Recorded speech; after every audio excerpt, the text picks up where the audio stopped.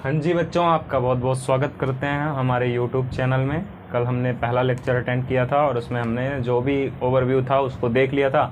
आज हम चैप्टर को शुभारंभ करने वाले हैं। महाआरंभ होने वाला है हमारे आशा बैच का और इसमें हम 10th का पूरा केमिस्ट्री, फिजिक्स और बायो कवर करेंगे। तो सबसे पहली बारी आती है केमिस्ट्री की। कल केमिस्ट्री का हमने पहले लेक्चर में केमिस्ट्री के हमने क्या किया था, पूरा देखा था ओवरव्यू, क्या क्या होने वाला है चैप्टर में। अब धीरे धीरे करके 2-2 पॉइंट, 3-3 पॉइंट करके छोटे छोटे पार्टों में हम लोग ये चैप्टर पूरा ख़त्म करेंगे। तो कल हम लोगों ने जो जो देखा था आज उसको हम लोग कवर करने वाले हैं। सबसे पहली बात आती है क्या देखेंगे हम लोग, कल क्या हुआ था। नोट्स बना लिया होगा आपने। जिन बच्चों ने पिछला लेक्चर नहीं देखा है वो पिछला पहले अटेंड करेंगे, तब आगे अगले पे देखेंगे, क्योंकि ओवरव्यू में आपको ये पता लग जाता है कि चैप्टर में है क्या क्या। और जिसका एक भी लेक्चर छूटेगा वो अगले लेक्चर में कुछ समझ नहीं पाएगा। तो इसलिए पहला लेक्चर देखना बहुत ज़रूरी होता है, क्योंकि पहला लेक्चर जो होता है न्यू होती है, बेसिक्स होते हैं उसमें। आगे बढ़ते हैं, ये हमारा पहला लेक्चर होगा, लेक्चर 1, क्योंकि कल हमारा ओवरव्यू था। ये हमारा लेक्चर नंबर 1 है। लेक्चर नंबर 1 में हम अपने आशा बैच का शुभारंभ करेंगे और रासायनिक अभिक्रिया चैप्टर को पूरा तरीके से, अच्छे तरीके से हम लोग क्या करेंगे, पढ़ेंगे। तो आगे बढ़ते हैं बिना किसी लेट किए हुए। कोई हमारा पहला टॉपिक था उस दिन हम लोगों ने देखा था कल। थोड़ा सा रिवीजन ले लेते हैं। कल में रिवीजन लेने में क्या है, क्योंकि ओवरव्यू चैप्टर था इसलिए आज तो उसे पूरा पढ़ना ही है। तो सबसे पहली बारी आती है जो हमने देखा था ब्रह्मांड। ब्रह्मांड में हमने 2 प्रकार देखे थे, पहला द्रव्य और दूसरा ऊर्जा। क्या क्या देखा था हमने, पहला द्रव्य देखा था, दूसरा ऊर्जा देखा था। क्या क्या देखा था, पहला द्रव्य देखा था, दूसरा ऊर्जा देखा था हमने। तो द्रव्य और ऊर्जा ये 2 होते हैं हमारे पास, 2 दिए गए हैं, इन्हें हमें थोड़ा थोड़ा करके जानना है। द्रव्य क्या होता है, ऊर्जा क्या होता है, और ये दोनों मिलकर ब्रह्मांड कैसे बनाते हैं। क्योंकि हम लोग अपने आसपास जिन वस्तुओं को देखते हैं वो या तो द्रव्य के फॉर्म में होती है या तो ऊर्जा के फॉर्म में। जैसे ईंट उठा लें या फिर कुछ भी ले लें, जैसे ये मोबाइल का बॉक्स है, तो इसने कुछ ना कुछ स्थान घेर रखा है ना। इसने कुछ ना कुछ क्या कर रखा है, स्थान घेर रखा है। ये तो है नहीं कि यहाँ पे अगर ये बॉक्स रखा हुआ है तो हम इसके बॉक्स के और ये जितना स्थान इसने घेरा है, कुछ ना कुछ स्थान तो घेरा ही है, इसके स्थान पे कुछ रख सकते हैं। रखेंगे तो ऊपर, नीचे, साइड में, इस साइड में, आगे, पीछे, है ना, ऐसे रख सकते हैं। लेकिन ये तो नहीं है कि हम इसमें इसका स्थान हटा देंगे। बिना स्थान के तो संभव ही नहीं है, क्योंकि इसमें स्थान घेरने की क्षमता है। तो ये क्या है, द्रव्य है, और इसमें कुछ ना कुछ भार होगा। जैसे ये 1 किलो, आधा किलो, 2 किलो, 500 ग्राम, 250 ग्राम, 50 ml, 50 ग्राम, 100 ग्राम, कुछ भी छोटी मोटी क्वांटिटी होनी है ज़रूर इसमें। जैसे मार्कर है, इसने भी कुछ स्थान घेर रखा है। क्या इस स्थान पे हवा होगी, नहीं है। आसपास हवा है लेकिन इस स्थान पे हवा नहीं है। क्यों नहीं है, क्योंकि इसने स्थान घेर रखा है। इसमें क्या है, भार है। हम उठा के चेक कर रहे हैं तो इसमें भार है। हमारी मोबाइल के बॉक्स में क्या है, भार है। ऐसे ही कोई कॉपी लेते हैं, मगर कोई कॉपी लेते हैं, ये कॉपी है हमारे पास एक, इस कॉपी में भी कुछ ना कुछ भार है, कुछ ना कुछ स्थान घेरने की क्षमता है।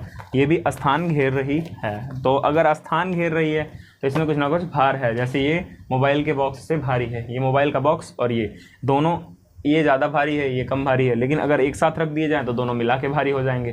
तो वह वस्तुएं जिनमें भार होता है तथा जो स्थान घेरती हैं क्या कहलाती हैं, द्रव्य कहलाती हैं। पर एक और बात है कि इन्हें अपनी ज्ञानेंद्रियों के द्वारा अनुभव भी किया जा सकता है। जैसे हमने टच किया तो ज्ञानेंद्रिय ने बताया कि कुछ ना कुछ टच हुआ है हाथ में, हाँ कुछ ना कुछ टच हुआ है हाथ में, आया है ज़रूर कुछ ना कुछ, चाहे जो हो। तो ये क्या थी, एक किताब थी और हमने इसको टच किया, कॉपी को टच किया, तो पता चल गया हमें कि हमने टच किया है। कोई बोलेगा तो हमें पता चल जाता है। वैसे ही जब हमने बुक को उठाया तो हमने भार का अनुभव किया, स्थान इसने घेरा और ज्ञानेंद्रियों के द्वारा हमने अनुभूति प्राप्त की।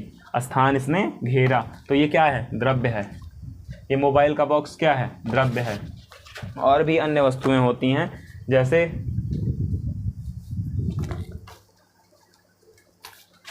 ये एक बुक है, ये एक बुक है, इस बुक ने भी स्थान घेरा हुआ है कुछ ना कुछ, और इसमें और ज़्यादा भार है। तो ये क्या है, द्रव्य है। जितनी वस्तुएं जो भार, जिनमें भार होता है तथा जो स्थान घेरती हैं क्या कहलाती हैं, द्रव्य कहलाती हैं। अब कोई बोलेगा किताब भी द्रव्य है, नहीं। तो ये बल्ब भी द्रव्य है। जैसे ये एक बल्ब है, इसने कुछ ना कुछ स्थान घेर रखा है, इसने कुछ ना कुछ स्थान घेर रखा है। तो जिसने जितना भी स्थान घेरा हो उससे हमें कोई मतलब नहीं है। इसमें जितना भी भार हो, भार होना चाहिए, चाहे 1 ग्राम हो और चाहे 1000 ग्राम हो, उससे कोई मतलब नहीं है। बस इतना मतलब होना चाहिए कि इसने स्थान घेर रखा है। तो ये क्या है? द्रव्य है। तो वह वस्तुएं जो स्थान घेरती हैं तथा जिनमें भार होता है वो क्या कहलाती हैं? द्रव्य कहलाती हैं। कमेंट बॉक्स में लिख दीजिएगा ज़रूर एक बार। क्या लिखेंगे? कि वह वस्तुएं जो स्थान घेरती हैं तथा जिसमें क्या होता है? भार होता है, कुछ ना कुछ वेट होता है, क्या कहलाती हैं? द्रव्य कहलाती हैं। तो एक बार डिफिनीशन लिखने से पहले आप लोग कमेंट बॉक्स में लिख दीजिए। 2 मिनट का इंतज़ार करते हैं हम लोग।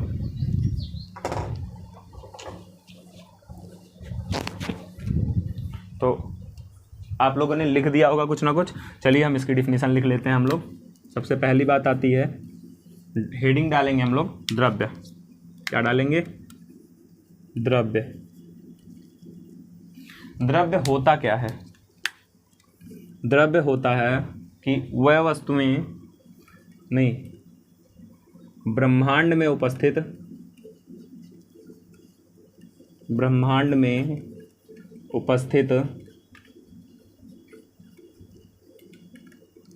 वह पदार्थ जिनमें भार होता है, जिनमें क्या होता है? भार होता है। क्या होता है? जिनमें भार होता है। वह पदार्थ जिनमें भार होता है। और क्या होता है? ब्रह्मांड में उपस्थित वह पदार्थ जिनमें भार होता है, ब्रह्मांड में उपस्थित वह पदार्थ जिनमें भार होता है तथा जो स्थान घेरते हैं। क्या घेरते हैं? स्थान को घेरते हैं, कुछ ना कुछ स्थान लेते हैं। जैसे अभी दिखाया था कि ये बॉक्स जो था कुछ ना कुछ स्थान घेर रहा था।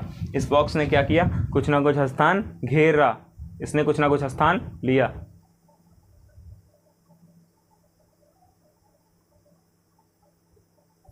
एक मिनट, ज़रा वीडियो में क्वालिटी में फ़र्क आ रहा है थोड़ा सा।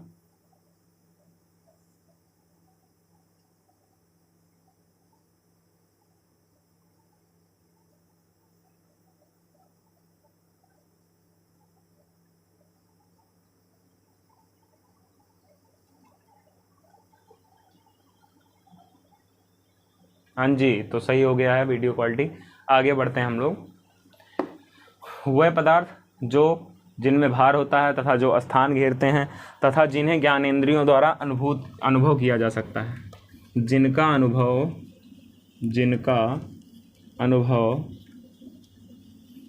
किसके द्वारा? ज्ञानेंद्रियों द्वारा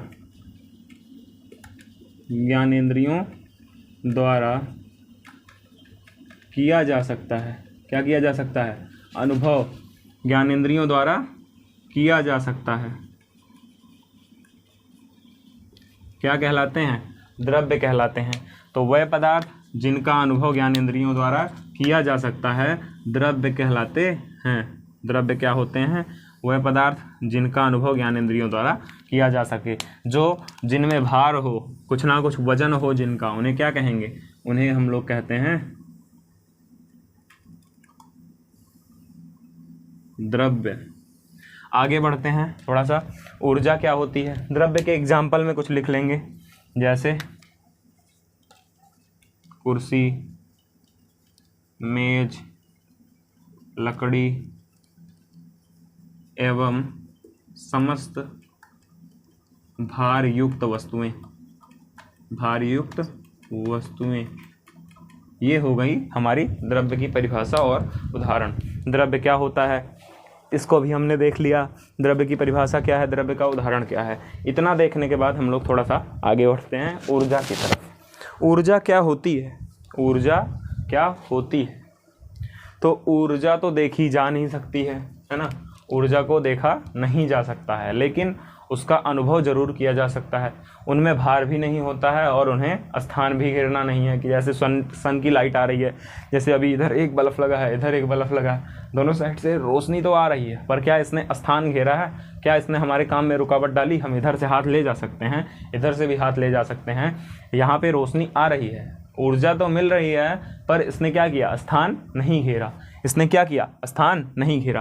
द्रव्य ने क्या किया था, स्थान को घेरा था। कुर्सी है रखी हुई है, मेज है रखी हुई है, इसने कुछ ना कुछ स्थान घेरा हुआ है। परंतु द्रव्य जो होते हैं स्थान घेरते हैं, ऊर्जा स्थान नहीं घेरती। तो ऊर्जा की क्या डिफिनीशन लिखेंगे हम लोग? ऊर्जा की अभी कोई डिफिनीशन नहीं बता सकते हैं, क्योंकि अभी के लिए इतना जानना काफ़ी है कि वह ब्रह्मांड में उपस्थित वह मतलब ऊर्जा जो होती है ब्रह्मांड में उपस्थित है और यह स्थान नहीं घेरती है। तो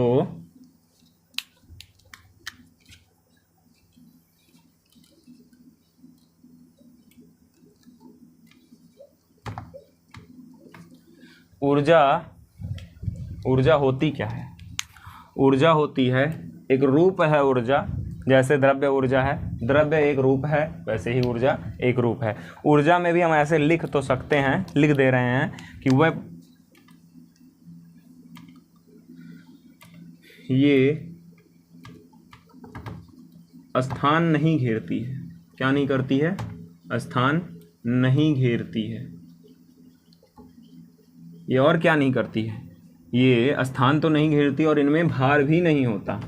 इनमें भार भी नहीं होता, भार नहीं होता है। ये चीज़ें इनमें नहीं होती हैं। जो इनमें होता है इसके पास नहीं होता है। इसमें क्या होता है? नहीं होता है। ये सब मतलब ये भार स्थान नहीं घेरती हैं, इनमें भार नहीं होता है। और इनके साथ और क्या होता है कि इनका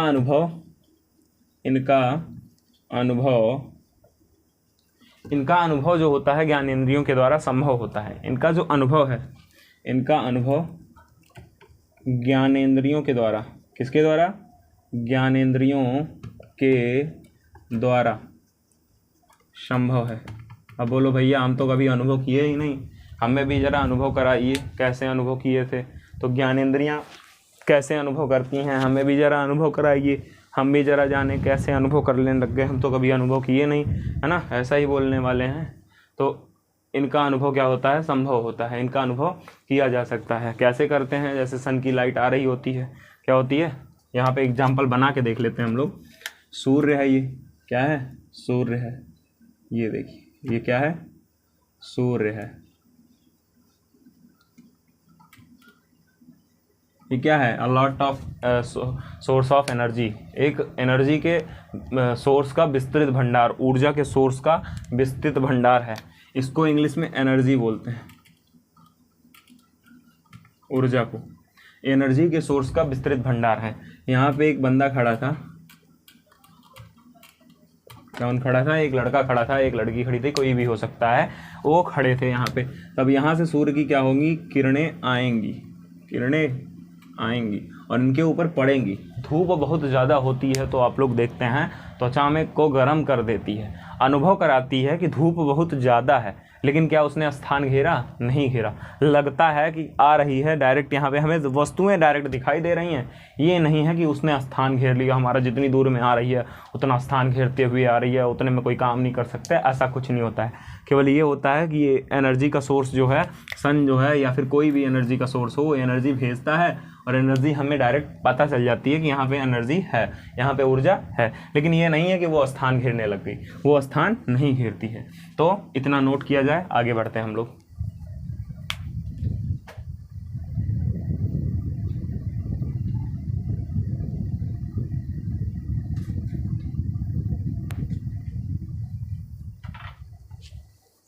आई होप आप लोगों ने नोट कर लिया होगा। आगे बढ़ते हैं, ज़रा इसको मिटाया जाता है, थोड़ा सा मिटा दे रहे हैं इसको, जाता है क्या? मिटा दिए हैं, है ना? अब द्रव्य और ऊर्जा आप लोगों ने समझ लिया होगा। ऊर्जा के कुछ एग्जाम्पल देख लेते हैं। हमने ऊर्जा के उदाहरण नहीं देखा था, हम लोग देख लेते हैं क्या? ऊर्जा के उदाहरण। ऊर्जा के उदाहरण में कोई भी ऊर्जा है, जैसे ऊर्जा कई प्रकार की भी होती है, उसमें ऊर्जा, तापीय ऊर्जा, है ना, यांत्रिक ऊर्जा, वो सब बाद में पढ़ेंगे हम लोग। लेकिन पहले हमें इतना जानना है कि ऊर्जा के उदाहरण क्या हैं। ऊर्जा के उदाहरण जैसे सूर्य का प्रकाश, सूर्य का प्रकाश। सूर्य का प्रकाश क्या करता है? सूर्य वहाँ से एनर्जी, सूर्य क्या है? एनर्जी का सोर्स है।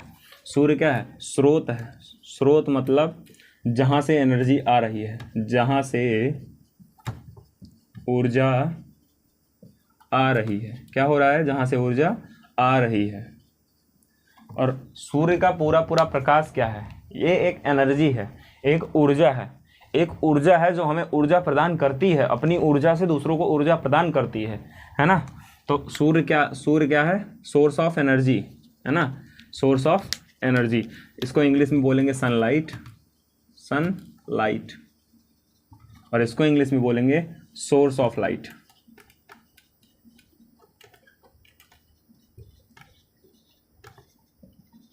किसको बोलेंगे सोर्स ऑफ लाइट, सन को। यहाँ पे सन क्या है, सोर्स ऑफ लाइट, या फिर ऐसा भी बोल सकते हैं प्रकाश का स्रोत तो है ही सूर्य, साथ साथ सोर्स ऑफ एनर्जी भी है, source of energy. Source of energy क्या है, सन है। सन हमारे लिए क्या है, सोर्स ऑफ एनर्जी है, हम उसकी सहायता से कुछ ना कुछ ऊर्जा प्राप्त करते हैं। तो सोर्स ऑफ एनर्जी क्या है, सन है। सोर्स ऑफ लाइट क्या है, सन है। ये ज़रूरी नहीं एनर्जी यहीं से मिलती हो हमें, जैसे क्या कहते हैं, हम खाना खाते हैं तो उससे भी हमें ऊर्जा मिलती है। तो ये भी लिख सकते हैं कि हमारे द्वारा खाना खाना मतलब भोजन करना, तो मनुष्य या जीवों के द्वारा, कोई भी जीव हो सकता है, सबके सब भोजन करते हैं, ज़रूरी नहीं तुम मनुष्य हो तुम ही खाते हो, ये तो अलग बात है कि कौन क्या खाता है, लेकिन ये बात ज़रूरी है कि मनुष्य क्या खाता है या फिर जीव क्या खाते हैं। जीव जो चीज़ भी खाएं वो तो खाने के पश्चात हमें क्या मिलती है, एनर्जी मिलती है, ऊर्जा मिलती है, जिससे हम चलते हैं, जाते हैं, खाते हैं, पीते हैं, उठते हैं। सारा काम करने के लिए ऊर्जा की आवश्यकता होती है। किसकी आवश्यकता होती है, ऊर्जा की आवश्यकता होती है। और ऊर्जा जीवों, मनुष्य या जीवों को ऊर्जा भोजन करने से प्राप्त होती है, भोजन करने से प्राप्त होती है। मनुष्य या जीवों को ऊर्जा क्या होती है, भोजन करने से प्राप्त होती है। अच्छा, भोजन द्रव्य है या ऊर्जा है, भोजन द्रव्य है या ऊर्जा है, ये आज का क्वेश्चन है। पहला क्वेश्चन है होमवर्क के लिए। अभी होमवर्क पहले ही देते हैं, एक एक क्वेश्चन करके पूरे लेक्चर में, पूरे जो जितने भी देर का लेक्चर चलेगा उसमें एक एक करके 5 क्वेश्चन होमवर्क आपको दिए जाएंगे, जिससे आपको कमेंट बॉक्स में या फिर व्हाट्सएप नंबर है हमारा,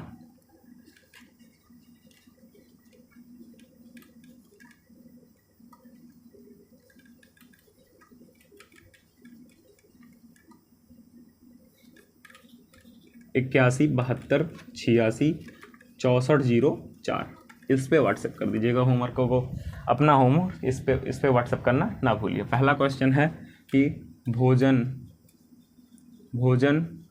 ऊर्जा है या ऊष्मा। पहला ऑप्शन है ऊर्जा और दूसरा ऑप्शन है ऊष्मा, वो ऊष्मा नहीं, द्रव्य।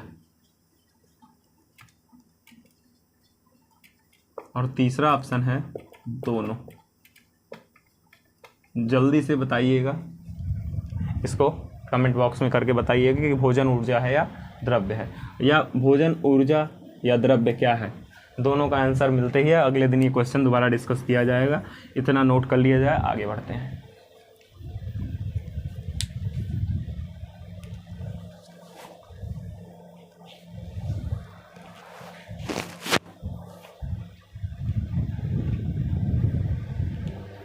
हाँ जी, आगे बढ़ते हैं, फिर इसको मिटाते हैं थोड़ा सा। हाँ जी, थोड़ा सा मिटाते हैं, इसको मिटा दिया जा रहा है, पॉज करके नोट कर लिया जाएगा। आप लोग नोट कर लीजिएगा, ज़्यादा ज़रूरी नहीं है। वैसे तो नोट करना ही बहुत ज़रूरी है, पर ज़्यादा टाइम ख़राब करना ज़रूरी नहीं है।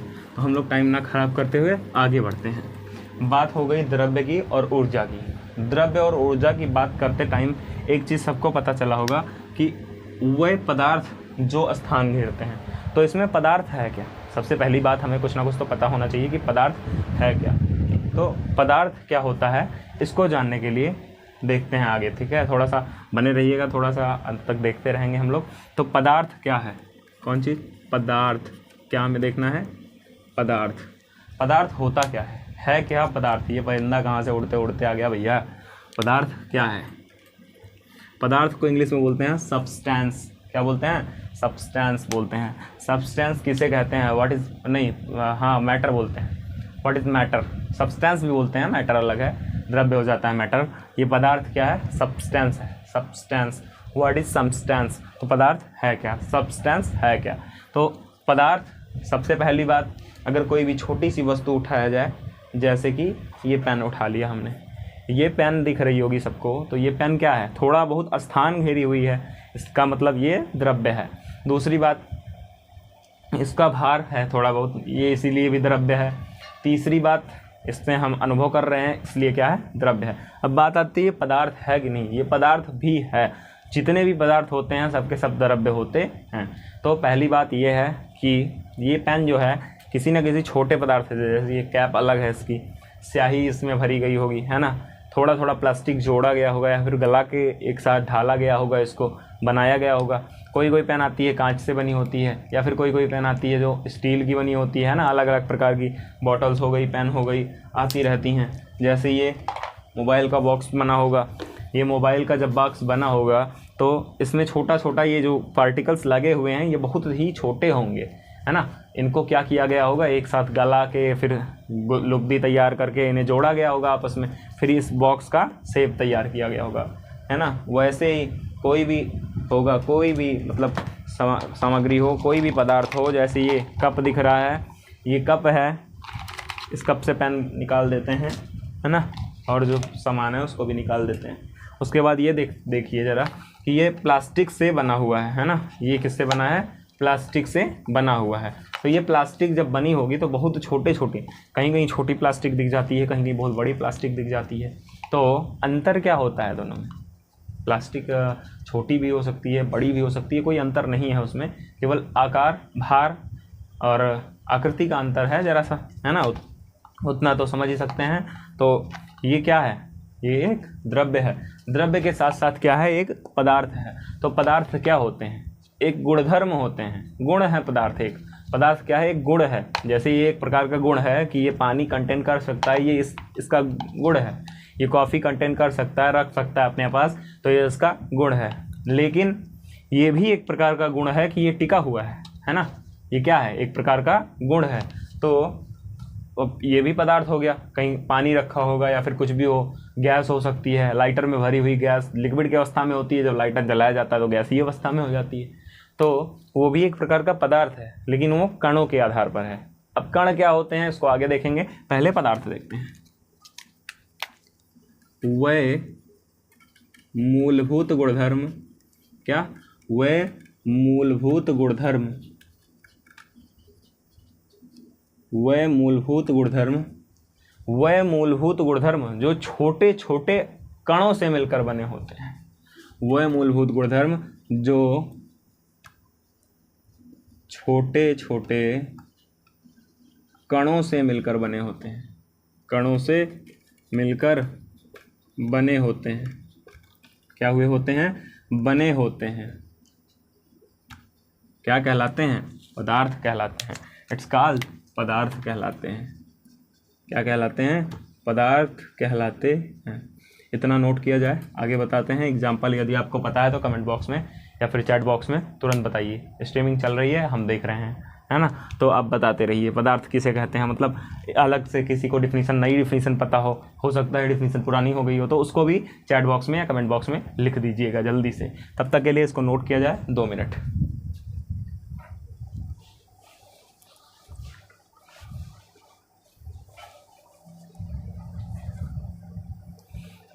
हाँ जी दोस्तों, आगे बढ़ते हैं। ये हो गया पदार्थ। पदार्थ की डिफिनीशन हमारी हो चुकी है। अब जिन्होंने जो लिखा होगा उसको देख करके रिप्लाई किया जाएगा, व्हाट्सएप ग्रुप पे भेज सकते हैं। हमारा व्हाट्सएप नंबर है 8172866404। इस पे आ जाइएगा ज़रा सा।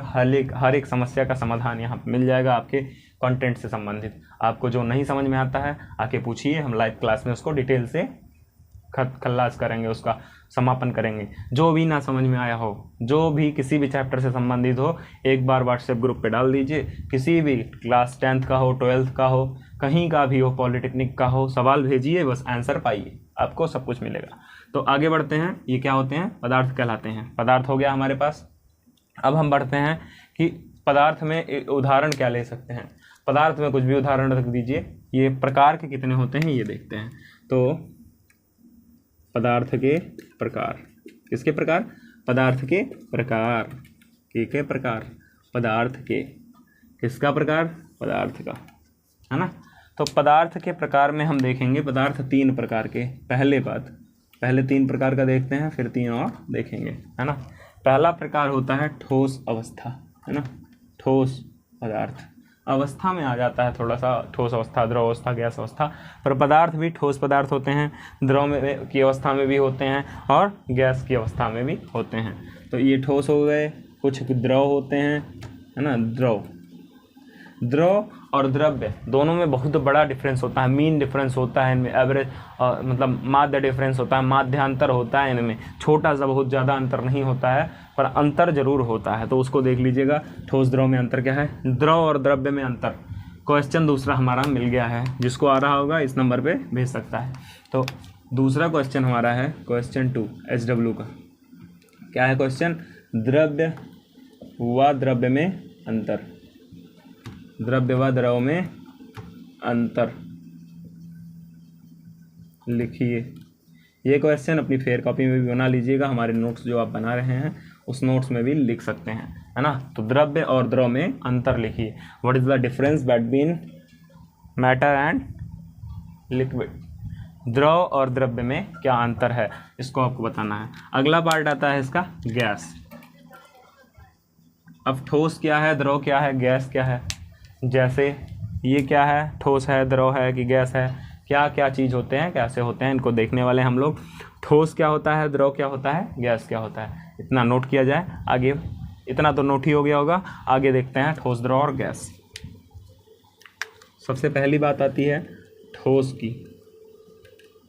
ठोस को इंग्लिश में बोलते हैं सॉलिड। क्या बोलते हैं? सॉलिड बोलते हैं ना, बड़े सॉलिड हो भैया, सॉलिड हो। अरे वो वाला सॉलिड नहीं, ठोस वाला सॉलिड, ऐसा ना, सॉलिड है बहुत। तो ठोस हैं एकदम, माइंड से भी सॉलिड है और दिमाग से सॉलिड तो है ही, साथ साथ शरीर से, बॉडी से भी सॉलिड हैं। तो आगे बढ़ते हैं हम लोग। सॉलिड होता क्या है? सॉलिड ठोस है क्या? ठोस सबसे पहली बात सबको पता है, कोई चीज़ बनी है, अभी पदार्थ की डिफिनीशन में हमने देखा कि छोटे छोटे कणों से मिलकर बना होता है। तो जब कोई कण, इनका कण, जब कोई पदार्थ हो, मान लो ये कोई पदार्थ है, इसके कण बहुत पास पास हो, जैसे ये एक कण यहाँ पे है ना, एक कण यहाँ पे है, एक कण यहाँ पे है, एक यहाँ पे है, एक यहाँ पे है, यहाँ यहाँ, है ना। और दूसरे कण जो हैं, अन्य कण भी हैं इसमें, ये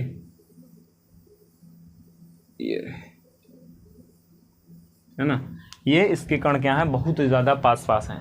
तो जिसके कण बहुत ज़्यादा पास पास होते हैं उनमें जाना संभव है, उनको पार करना संभव है। जैसे किसी सड़क पे भीड़ बहुत ज़्यादा हो, किसी सड़क पे भीड़ बहुत ज़्यादा हो, तो क्या गाड़ी 80 की स्पीड में, 100 की स्पीड में लेकर पार करना संभव है? नहीं है, क्योंकि भीड़ इतनी ज़्यादा है कि हमें बहुत धीरे धीरे निकलना होगा, निकलने में भी बहुत मेहनत लगेगी। वैसे ही इसके कण बहुत पास पास होते हैं। इनमें अंतरा आणविक स्थान 9th में आप लोगों ने पढ़ रखा होगा, फिर भी बता देते हैं। 2 कणों, चारों कणों के बीच जो स्थान बचता है उसे अंतरा अणुक स्थान या अंतरा आणविक स्थान कहते हैं। तो इनके मध्य जो स्थान है ये बहुत ज़्यादा कम होता है, इसलिए ये ठोस अवस्था में पाए जाते हैं। ठोस का मतलब मजबूत बहुत होते हैं ये। जैसे ये, इनके कण अगर माइक्रोस्कोप से देखे जाएँ तो बहुत ज़्यादा पास पास होंगे, है ना, बहुत ज़्यादा पास पास होंगे। क्या इनमें हाथ जा रहा है अंदर? क्या हाथ जा रहा है? नहीं ना जा रहा है ना, नहीं ना जा रहा है। तो अगर हाथ नहीं जा रहा है तो ये किस अवस्था में है? ठोस अवस्था में है। पानी ले लो, पानी में हाथ डालो, हाथ चला जाएगा। थोड़ा कम दूर कण है, मतलब आराम से गाड़ी निकल जा रही है, रास्ता थोड़ा साफ है। और अगला बात आई कि रास्ता इतना साफ है, सब फुर, इधर फुर, उधर फुर, भाग, इधर उड़ गए, उधर उड़ गए, इधर भाग गए, उधर भाग गए, सब भाग रहे हैं, इधर उधर भाग रहे हैं। तो भागने वालों में ये नहीं आते हैं ठोस। ये क्या होते हैं कि इनके बीच अंतरा अणुक स्थान बहुत कम होता है। हाँ जी, इनकी एक निश्चित आकृति होती है, एक निश्चित ज्यामिति होती है। तो वह पदार्थ जिनकी आकृतियाँ निश्चित होती है तथा जो एक निश्चित आकृति में पाए जाएं और जिनके कण बहुत पास पास हों, क्या कहलाते हैं? ठोस कहलाते हैं। तो डिफिनीशन लिखते हैं हम लोग इसकी। क्या लिखेंगे डिफिनीशन ठोस की? वह पदार्थ जिनका आकार व आकृति, जिनका आकार व आकृति निश्चित हो क्या कहलाते हैं? ठोस कहलाते हैं। क्या कहलाते हैं? ठोस माने सॉलिड कहलाते हैं। क्या कहलाते हैं? सॉलिड कहलाते हैं। ठीक है, क्या कहलाते हैं? सॉलिड कहलाते हैं। कमेंट बॉक्स में इसको लिख दीजिएगा एक बार, है ना। हाथ जितनी बार आप इसकी प्रैक्टिस करेंगे लिख करके, जितनी बार प्रैक्टिस करेंगे ये उतना ज़्यादा ब्रॉड होके आपको आएगा। ये रिटर्न बहुत ज़्यादा देने वाला है आपको, मतलब थोड़ा बहुत ये बेसिक है, क्या हुआ पर 9th में पढ़ के भूल गए थे, भूल गए, अब ये आना शुरू हुआ है, अब अच्छे से आएगा। तो वह पदार्थ जिनका आकार आकृति निश्चित होती है क्या कहलाते हैं? ठोस कहलाते हैं। तो ठोस ये हो गए। अब हम अभी द्रव के बारे में और गैस के बारे में बताएंगे। यहाँ पे इतना लिखा जा सकता है, देखा जा सकता है कि ठोस क्या होते हैं, इसको नोट किया जाएगा। अभी थोड़ी देर रुक जाइए, अभी नोट करेंगे हम लोग। आगे बात आती है किसकी? इनके गुणों की। तो इनके गुण का अध्ययन कर लेते हैं जरा सा हम। गुण, किसके गुण? ठोस की, है ना। ठोस के गुण देख लेते हैं। पहली बात हमने बताई कि इनका आकार जो है निश्चित है, आकृति या ज्यामिति जो है निश्चित है। ये क्या होते हैं? इनके अणुओं के मध्य जो अंतर होता है, स्थान जो होता है, गैप जो होता है, वो एक बहुत ज़्यादा कम होता है। तो ऐसा बोल सकते हैं पहला कि इनके अणुओं, ऐसा नहीं, इनका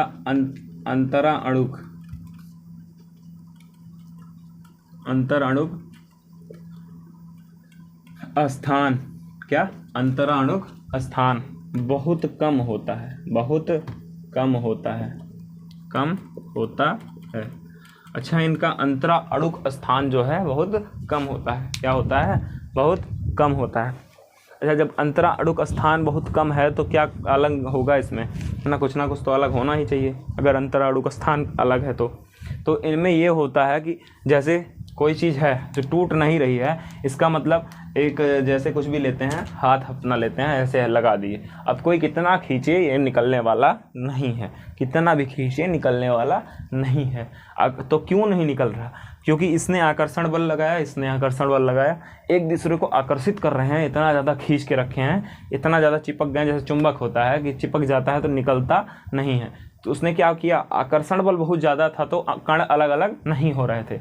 चुंबक के कण को अलग करके देखिएगा, बड़ा वाला चुंबक लीजिए तो अलग करिए, अलग नहीं होते हैं। हमारी ताकत ज़्यादा होती है तो वो अलग हो जाते हैं, लेकिन ताकत लगा के अलग होते हैं, है ना। तो उनके कण क्या होते हैं? 3-4 चुंबक लीजिए, रख दीजिए, कण क्या होंगे? आपस में चिपक जाएंगे, अलग करने में दिक्कत आएगी, तो ठोस अवस्था में पाए जाते हैं।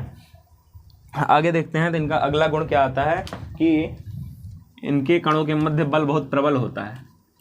इनके अणुओं के मध्य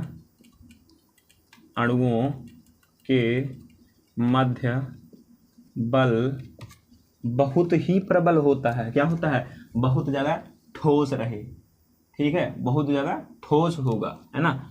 जैसे कुछ भी ले लो, तोड़ो, चेक करो क्या ये मार्कर टूट रहा है? इतना ज़्यादा ताकत से बंधा हुआ है कि इसे तोड़ने के लिए हमें ताकत लगानी पड़ जा रही है।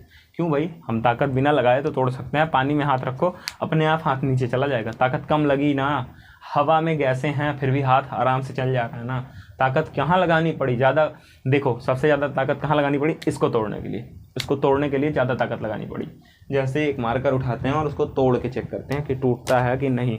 जैसे लिए हैं, ये पूरी ताकत लगा दी मैंने, है ना, ये देखो नहीं टूट रहा है, इसको कितनी ताकत लगाई जाए, है ना। खुल गया लेकिन टूटा नहीं, ये टूटने वाला नहीं है क्योंकि इसके कण बहुत मजबूत हैं। अगर इसको कस के दोबारा तोड़ने की प्रैक्टिस की जाए तो ये टूटेंगे नहीं, क्योंकि ये बहुत ज़्यादा सॉलिड हैं, है ना। इसमें तोड़ने में बहुत ज़्यादा ताकत भी लग रही है, हाथ में भी लग जा रहा है, लेकिन टूट नहीं रहे हैं क्योंकि कण एकदम बहुत ज़्यादा पास हैं इसमें। तो कण ज़्यादा पास होने के कारण इनके अणुओं के मध्य बल बहुत ज़्यादा लगा है। अब कोई ताकतवर प्राणी आ गया, बहुत ज़्यादा बल लगा रहा है, तो कहाँ टिकेंगे हम लोग? नहीं टिकेंगे ना। तो इसे ठोस भी होता है, टिकने नहीं देंगे। बोलता है बबुआ तुम कितने लोग आओगे, हम टिकने नहीं देंगे, तो हम भी नहीं टिकने देंगे। भैया तुम जाओ, तुमको पढ़ के ख़त्म कर रहे हैं।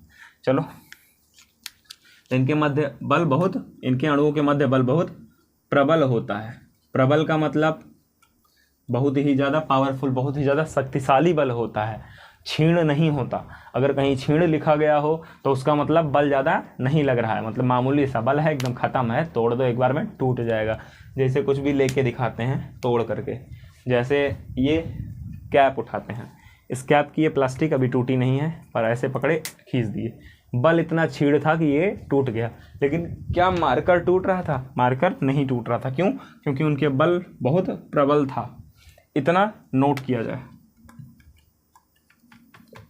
इतना नोट किया जाए। आगे हम लोग बढ़ते हैं द्रव अवस्था पे।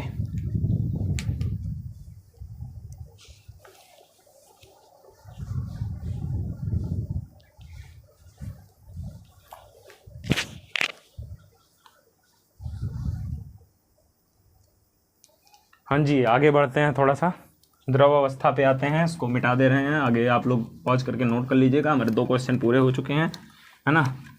आगे बढ़ते हैं, थोड़ा सा द्रव अवस्था पे आते हैं। अब यहाँ हम तो लिक्विड लेके बैठे नहीं हैं, कल लिक्विड था पर आज लिक्विड नहीं है, तो लिक्विड को दिखाया तो नहीं जा सकता है, पर सबको पता होता है लिक्विड है। 2 मिनट रुकिए, लिक्विड लेके आते हैं।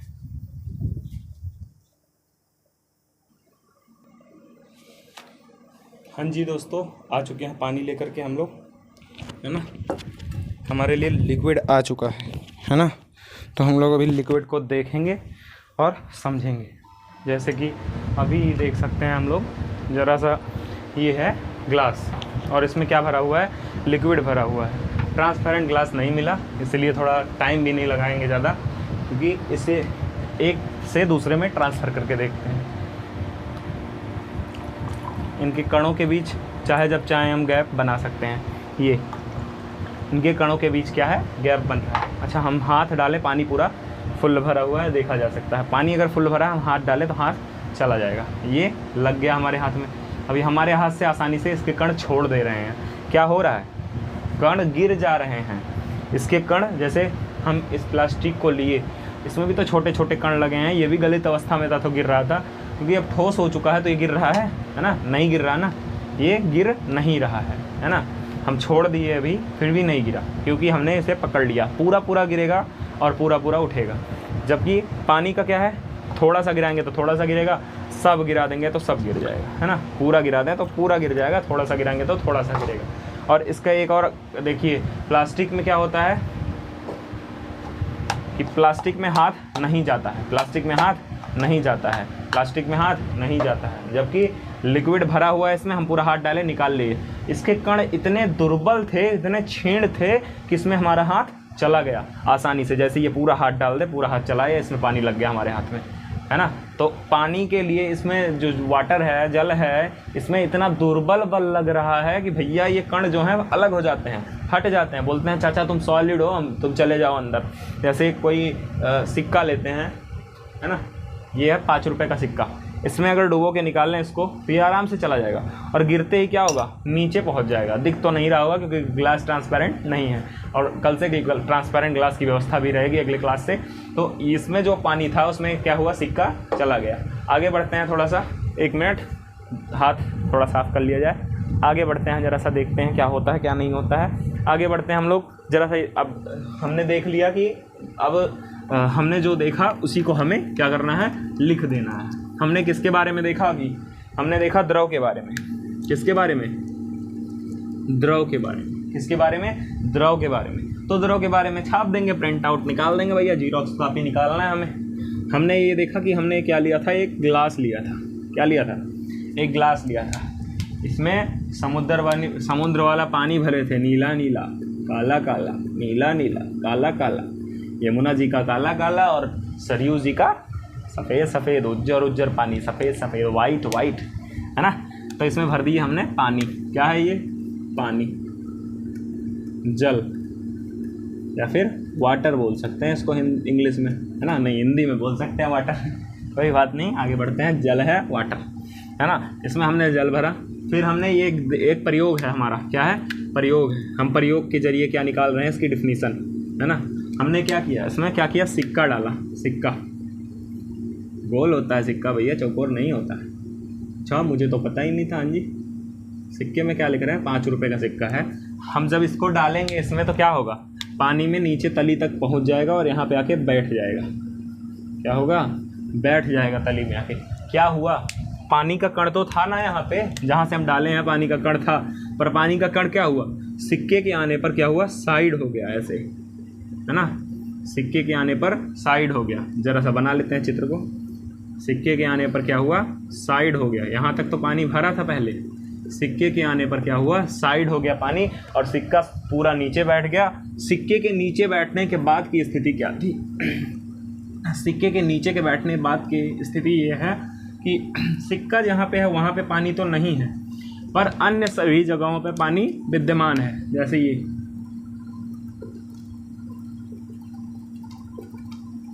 फिर से पानी भर गया, है ना। तो ये भी पानी है, ये भी पानी है, लेकिन सिक्का डालने पर क्या हुआ, सिक्का नीचे चला गया।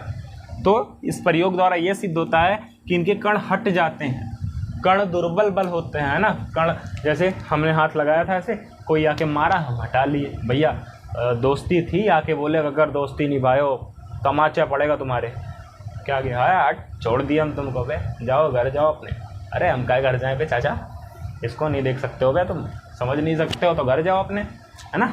ऐसा बोल रहा है, मैं नहीं बोल रहा हूँ ऐसा, हाँ मैं कहाँ बोल रहा हूँ, मैं तो कुछ बोलता ही नहीं हूँ, है ना। तो आइए इसको देखते हैं, लेट्स सी। ये हमारा एक प्रयोग था। क्या था, प्रयोग था। क्या था, प्रयोग था। हमने प्रयोग से देखा कि द्रव क्या होता है, द्रव क्या होता है। अच्छा एक बात बताइए, ये अभी ग्लास में था, ग्लास में है, हमने इसको क्या किया, कप में डाल दिया, तो इसने क्या किया, कप की शेप ले ली, आकृति चेंज हो गई, है ना। आकृति क्या हुई, चेंज हो गई। आकार क्या हुआ, परिवर्तित हो गया। आकार तो निश्चित है इसका कि ये द्रव है, इसके कण तो निश्चित हैं उतने ही। आयतन तो निश्चित है कि इतने ही आयतन में 1 लीटर पानी अगर था तो 1 ही लीटर रहेगा। पर 1 लीटर पानी ने क्या किया, अपना आकार बदल दिया। ये देखिए, पानी इसमें आया तो 1 गिलास वाटर इसमें आ गया, लेकिन अब इसमें डालेंगे तो आयतन तो सेम होगा। ये इतना छोटा बेचारा, ये इतना बड़ा, आयतन तो सेम है, पर इसने क्या किया, आकृति परिवर्तित कर दी। तो इसमें ये लिखेंगे कि वह पदार्थ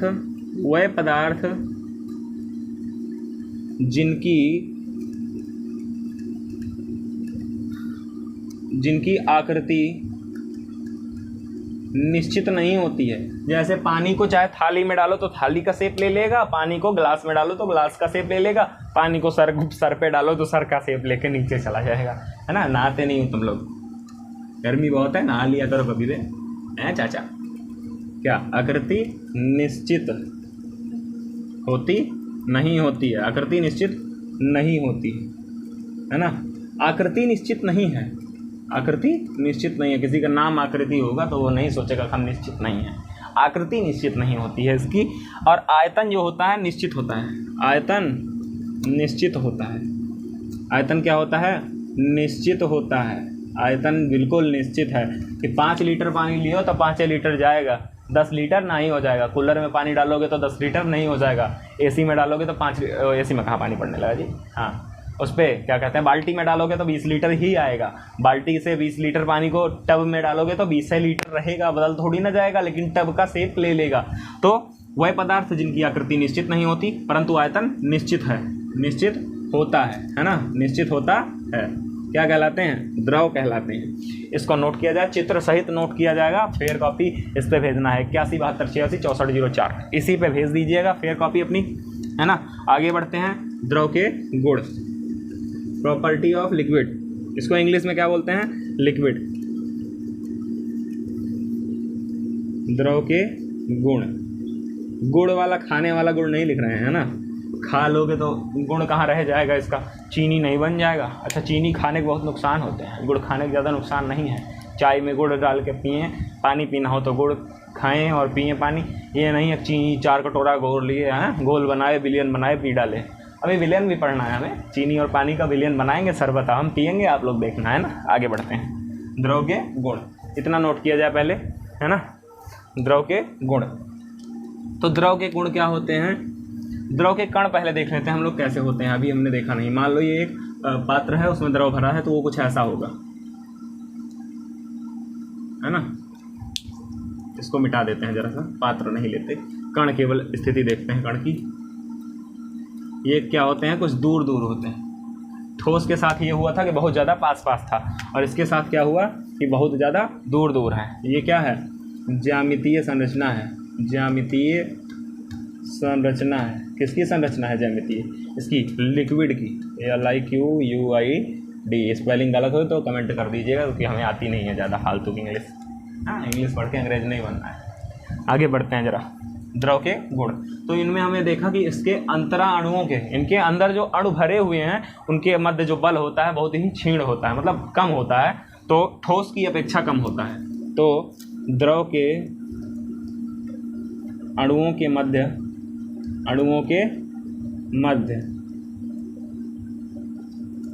बल, अणुओं के मध्य लगने वाला बल यानी कि अंतरा अणुक बल, अंतरा आणविक बल, मध्य बल जो होता है अंतर अणुक बल, अंतरा अणुक बल। कौन सा बल, अंतरा अणुक बल, ठोस की अपेक्षा कम होता है, ठोस की अपेक्षा दुर्बल होता है। क्या होता है, दुर्बल।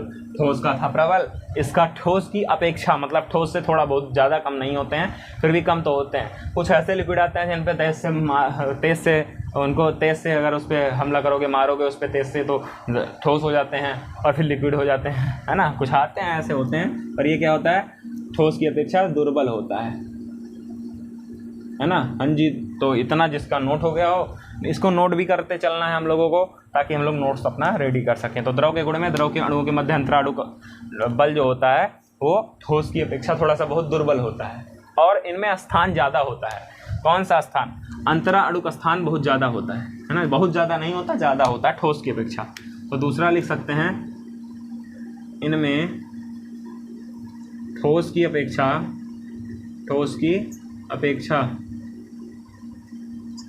अंतरा अणुक स्थान।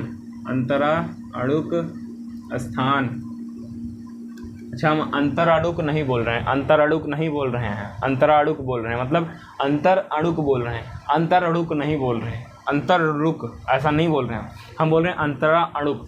जैसे एक मंत्र होता है महामृत्युंजय मंत्र, ओम त्र्यंबकम यजामहे सुगंधिम पुष्टिवर्धनम उर्वारुकमिव बंधनात् मृत्योर्मुक्षीयम माँ अमृतात होता है, कुछ लोग माँ अमृतात बोलते हैं, तो गलत नहीं पढ़ना चाहिए। आगे आते हैं, अंतरा अणुक स्थान, इनमें ठोस की अपेक्षा अंतरा अणुक स्थान बहुत, मतलब अंतरा अणुक स्थान कम होता है, अधिक होता है जी।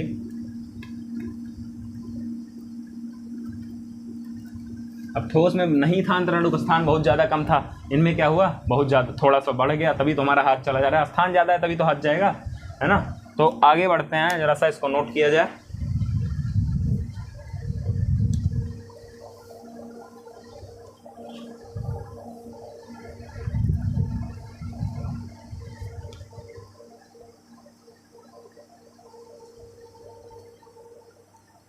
आगे बढ़ते हैं थोड़ा सा, हमने एक प्रयोग के जरिए इसको समझ लिया है, अब थोड़ा सा आगे बढ़ते हैं।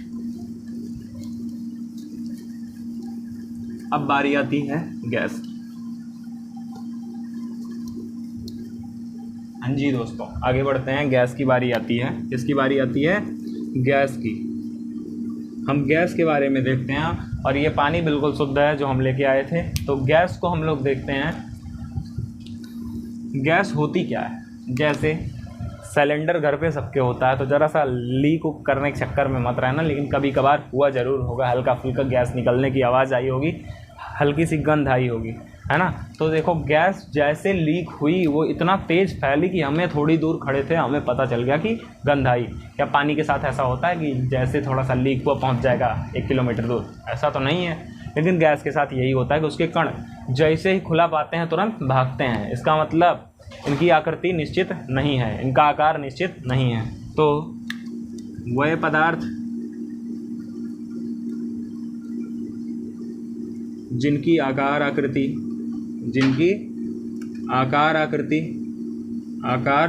व आयतन, सीधा आकृति और आयतन लिख देते हैं, आकार व आयतन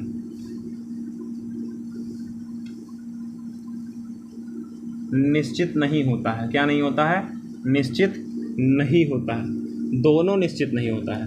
है ना। वह पदार्थ जिनकी आकार व आयतन, जिनका आकार व आयतन, है ना, जिनका आकार व आयतन निश्चित नहीं होता है, बिल्कुल भी निश्चित नहीं होता है ना। जिनका आकार व आयतन निश्चित नहीं होता है, क्या कहलाते हैं, क्या कहलाते हैं वह पदार्थ क्या कहलाते हैं, गैस कहलाते हैं। तो रही बात गैस की, तो इनका आकार भी निश्चित नहीं है, आयतन भी निश्चित नहीं है। इनके अणुओं की ज्यामिति देखते हैं। इनके अणु, एक अणु यहाँ पे है, एक अणु यहाँ पे है, एक अणु यहाँ पे है, थोड़े में ही दिखा देते हैं।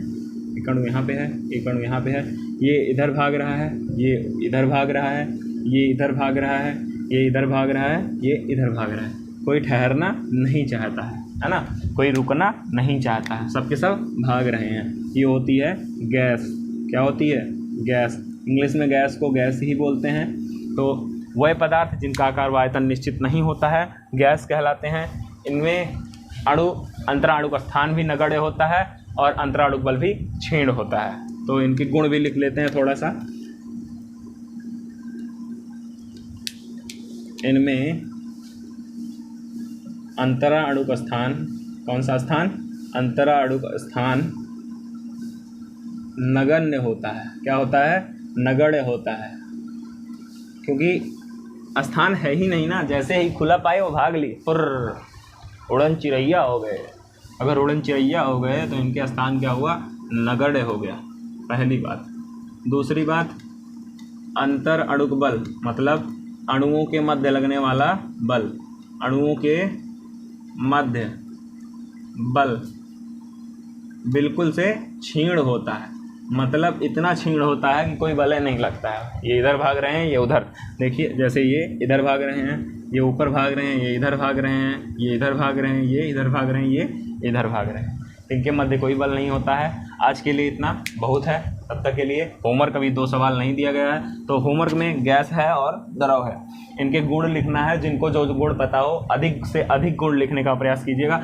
आगे कल मिलेंगे थोड़े से एक नए लेक्चर के साथ। ठोस, द्रव, गैस इधर खत्म हो चुका है, तो कल तत्व, यौगिक मिश्रण, समांगी मिश्रण, शुद्ध पदार्थ, अशुद्ध पदार्थ, इन सब के बारे में जानेंगे। लेकिन हमने पदार्थ में नहीं देखा था इसको, क्योंकि ये अवस्थाएं थी ठोस, द्रव, गैस।